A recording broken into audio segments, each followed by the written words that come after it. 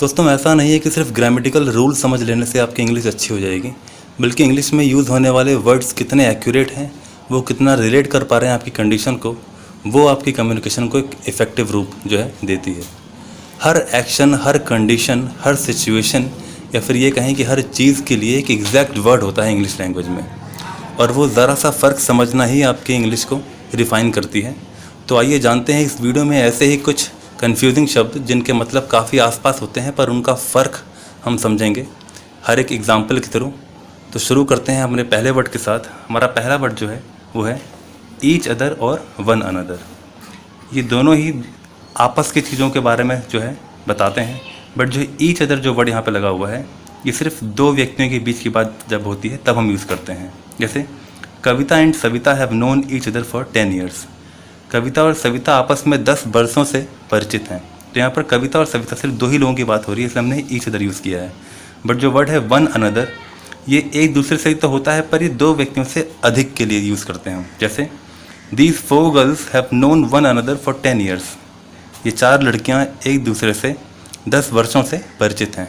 तो यहाँ पे 4 लड़कियाँ, 2 से ज़्यादा है, इसलिए हमने जो है वन अनदर यूज़ किया है। हमारा अगला वर्ड है फॉर्मर या फिर लेटर। दोनों का ही मतलब जो है हम बाद की चीज़ों के लिए यूज़ करते हैं। जैसे फॉर्मर में है दो में से पहला। फॉर्मर और लेटर इन दोनों का अर्थ जो है लगभग सेम होता है, बट फॉर्मर जो होता है वो हम दो चीज़ों में से जो पहला होता है उसके लिए चुना जाता है। जैसे the former half of the film was dull. जैसे फिल्म का पहला आधा भाग नीरस था या फिर बोरिंग था। तो पहला आधा भाग, जैसे अगर फिल्म इंटरवल की इधर है और आधी और इधर है, तो जो पहला वाला भाग है वो बोरिंग था। और जो लेटर वर्ड है वो दो में से दूसरे के लिए जो नेक्स्ट होता है। तो the latter half of the film was interesting. Film का दूसरा भाग रोचक था या फिर इंटरेस्टिंग था। तो वहाँ के लिए हमने यूज़ किया लेटर और पहले वाले के लिए हमने यूज़ किया फॉर्मर। ये बहुत ही स्लाइट डिफरेंस है जिसमें अक्सर लोग कंफ्यूज रहते हैं। नेक्स्ट है हैबिट और कस्टम। ये दोनों ही एक तरह की बहुत लंबे समय की आदत या प्रथा को दिखाते हैं। तो जो हैबिट है वो व्यक्तिगत स्वभाव या अथवा आदत दिखाता है। किसी पर्टिकुलर इंसान की क्या आदत होती है वो है हैबिट। जैसे gambling is a habit with him. उसे जुआ खेलने की आदत है, तो ये जुआ खेलने की आदत पर्टिकुलर उसकी है, ये सबकी नहीं है। तो ये एक हैबिट है। बट जो कस्टम होता है वो समाजगत चलन अथवा प्रथा जो कि काफ़ी टाइम से चली आ रही है और सब लोग उसको फॉलो कर रहे हैं, तो वो होता है कस्टम। जैसे it is the custom among Hindus to cremate the dead. हिंदुओं में मृत व्यक्ति को जलाने की प्रथा है। तो ऐसा नहीं कि किसी पर्टिकुलर बंदे को ही जलाया जाएगा। हिंदुओं में जो जिसकी डेथ होती है सबको ही जलाया जाता है। तो दिस इज़ द कस्टम जो सबके लिए होता है, और हैबिट जो एक पर्टिकुलर बंदे के लिए होता है। फिर आता है इफ़ या वेदर। ये दोनों ही कंडीशन के लिए यूज़ किया जाता है, बट इफ़ हम यूज़ करते हैं शर्त सूचक में। जैसे she will get through the examination if she works hard. यदि वह मेहनत करेगी तो उत्तीर्ण हो जाएगी। उसके पास होने की कंडीशन यही है कि वह मेहनत करेगी, तब मेहनत नहीं करेगी तो फेल हो जाएगी। बट वेदर जो है वो विकल्प सूचक है। इसमें आपके पास दो ऑप्शन होते हैं। She asked me whether I intended to go to cinema. उसने मुझसे पूछा कि क्या मैं सिनेमा जाना चाहता था। यहाँ पर मेरे पास चॉइसेस हैं। हमारा अगला वर्ड है इन और इनटू।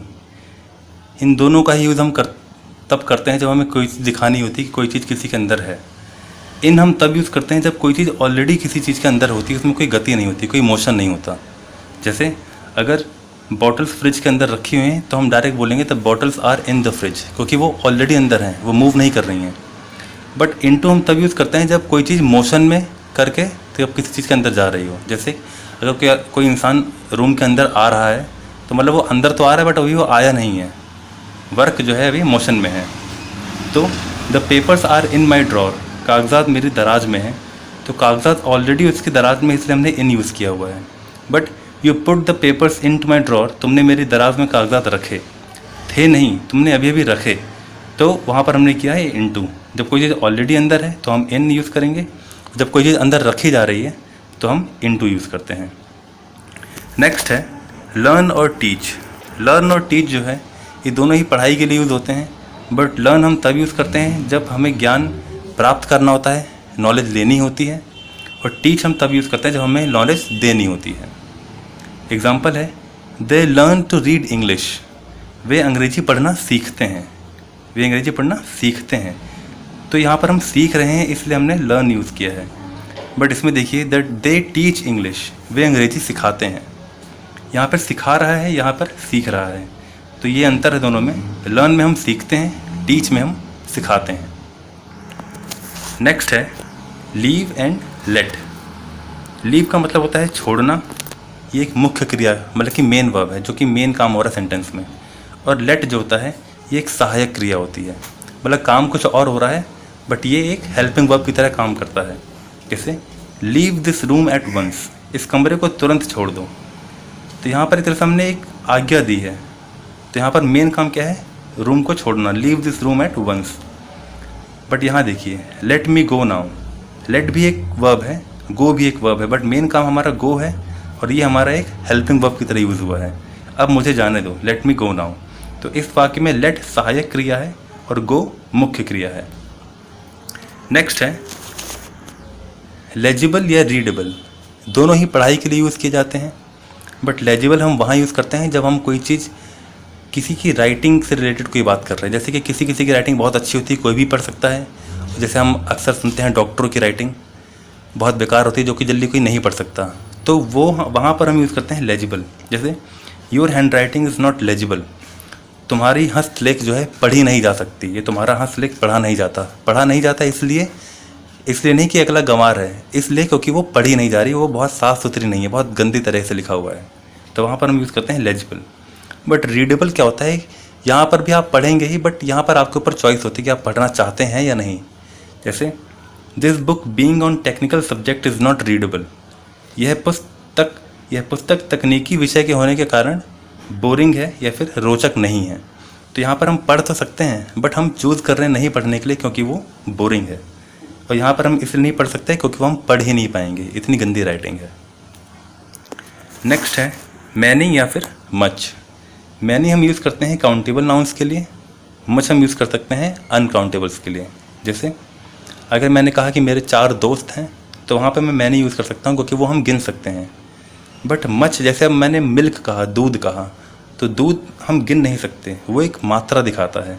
एग्जाम्पल देखते हैं, there were many students in the class, कक्षा में बहुत से छात्र थे, तो यहाँ पर हम उनकी गणना कर सकते हैं, उनकी काउंटिंग हम आराम से कर सकते हैं। बट इसमें देखते हैं वी हैवेंट मच मिल्क, हमारे पास अधिक दूध नहीं है, तो यहाँ पर दूध हम गिन नहीं सकते क्योंकि वो एक परिणामवाचक जो है दिखाता है शब्द को, हम उस चीज़ को गिन नहीं सकते, उसकी एक मात्रा है, हम इतना जानते हैं, बट उसको हम गिन नहीं सकते। तो ये अंतर होता है मैनी और मच में। मैनी हम काउंटेबल चीज़ों के लिए यूज़ करते हैं जो हम गिन सकते हैं, और मच हम अनकाउंटेबल चीज़ों के लिए यूज़ करते हैं। नेक्स्ट है हमारा मे और माइट।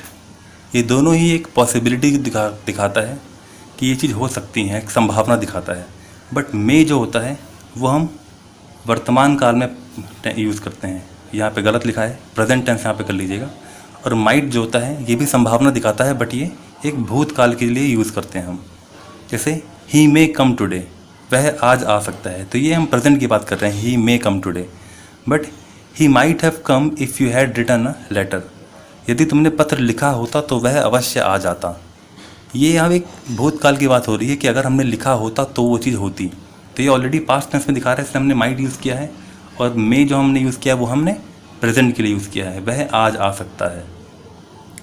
नेक्स्ट है पैट्रोन और कस्टमर। पैट्रोन और कस्टमर दोनों ही एक चीज़ से रिलेटेड होते हैं। पैट्रोन जो होता है वो उपकारक होता है, संरक्षक होता है। जैसे the artist thanked his patrons who eagerly awaited his paintings, कलाकार ने अपने उन प्रशंसकों को धन्यवाद किया जो उसके चित्रों की प्रतीक्षा करते थे।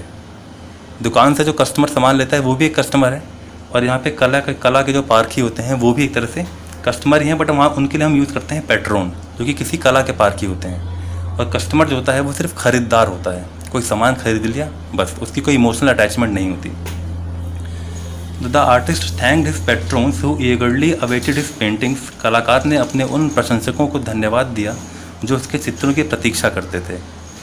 वो लोग उस चीज़ को मानते थे, बहुत जानना चाहते थे। और नेक्स्ट में क्या है, the shopkeeper attended his customers, दुकानदार ने अपने ग्राहकों को सौदा दिया। उसमें कोई इमोशनल अटैचमेंट नहीं है, बस सामान लेना देना है, एक तरह से बिजनेस। तो कस्टमर सिर्फ बिजनेस रूप में देखा जा रहा है, पैट्रोन में थोड़ा इमोशनल अटैचमेंट आ जाता है बस। नेक्स्ट है पीपल और पर्सन, दोनों में ही लोगों की बात होती है, दोनों में ही लोगों की बात होती है। बट इसमें क्या होता है, व्यक्तियों का संघात्मक रूप जिससे अलग नहीं किया जा सकता। पीपल में हम एक कलेक्टिव रूप में देखा जाता है, बट पर्सन्स में क्या होता है, जो आपस में अलग अलग हैं, संबंध नहीं है। जैसे the people of India were poor, Bharat के लोग गरीब थे। तो यहाँ पर किसी एक पर्टिकुलर को नहीं कहा गया है, पीपल में हमने पूरी मानव जाति जो है ले लिया है। तो भारत के लोग गरीब थे, यहाँ पे सारे लोग एक साथ ही हमने लिया है, the people of India. Next है पीपल और पर्सन्स, दोनों में ही लोगों की बात होती है, बट पीपल में हम संघात्मक रूप से कलेक्टिव रूप में बात करते हैं पीपल्स के बारे में। जैसे कि अगर हमें द पीपल ऑफ इंडिया कह रहा हूँ, तो इंडिया में रहने वाले सारे लोगों की मैं एक साथ बात कर रहा हूँ। The people of India were poor, Bharat के लोग गरीब थे। तो यहाँ पे मैंने एक साथ ही सबको जो है एक साथ ही सबको जो है मतलब कि एक साथ मैंने सबके बारे में बताया है। बट पर्सन्स में क्या होता है, बहुत से व्यक्तियों के बारे में बात तो करते हैं, बट हर कोई अपने से अलग अलग होता है, कोई संबंध नहीं होता। जैसे only 13 persons remained in the cinema hall after the interval, मध्यांतर के बाद केवल 13 व्यक्ति सिनेमा हॉल में रह गए। 13 लोग हैं तो प्लूरल फॉर्म में, बहुवचन में, बट उनमें आपस में कोई रिलेशन नहीं है, वो वहाँ पर हैं, उनका कोई आपस में रिलेशन नहीं है। हो सकता है कोई गरीब हो, कोई अमीर हो, कोई छोटा हो, कोई मोटा हो, कोई पतला हो, कोई जो भी है, बट उनके आपस में कोई रिलेशन नहीं है। तो पीपल में हम कलेक्टिव रूप में देखते हैं, पर्सन्स में हम डिफ्रेंशिएट करते हैं। नेक्स्ट है रिक्रूटमेंट और एम्प्लॉयमेंट, दोनों ही मतलब है किसी की नौकरी करना है, कहीं पे भर्ती होना। बट रिक्रूटमेंट मतलब होता है किसी चीज़ की भर्ती, किसी की भर्ती करना। The recruitment of soldier is going on, सैनिकों की भर्ती की जा रही है। तो यहाँ पर हम सैन्य रूप में देखा जा रहा है, द सैनिकों की भर्ती की जा रही है, भर्ती यूज हो रहा है। और एम्प्लॉयमेंट में क्या है, नौकरी। Suman is in search of employment, Suman नौकरी की तलाश में है। रिक्रूटमेंट हम सिर्फ भर्ती के लिए यूज़ करते हैं और एम्प्लॉयमेंट हम नौकरी के लिए यूज़ करते हैं। तो अगर आपका आर्मी वगैरह में रिक्रूटमेंट हो रहा है तो आपकी भर्ती की जा रही है उसमें। बट अगर किसी प्राइवेट कंपनी में आप जा रहे हैं तो वहाँ पर आप नौकरी करने जा रहे हैं। ये अंतर होता है रिक्रूटमेंट और एम्प्लॉयमेंट में। लास्ट है रॉब और स्टील। रॉब मतलब अर्थात किसी व्यक्ति से बलपूर्वक कोई वस्तु छीनना।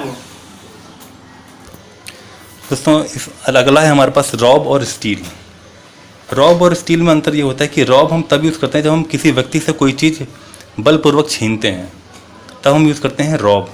और स्टील में क्या होता है, कोई वस्तु किसी से चोरी छिपे जब हम चुरा लेते हैं उस चीज़, वहाँ पर हम यूज़ करते हैं स्टील। रॉब और स्टील दोनों में ही सामान दूसरे का गायब हो रहा है, बट एक में हम छीन रहे हैं और एक में हम चुरा रहे हैं।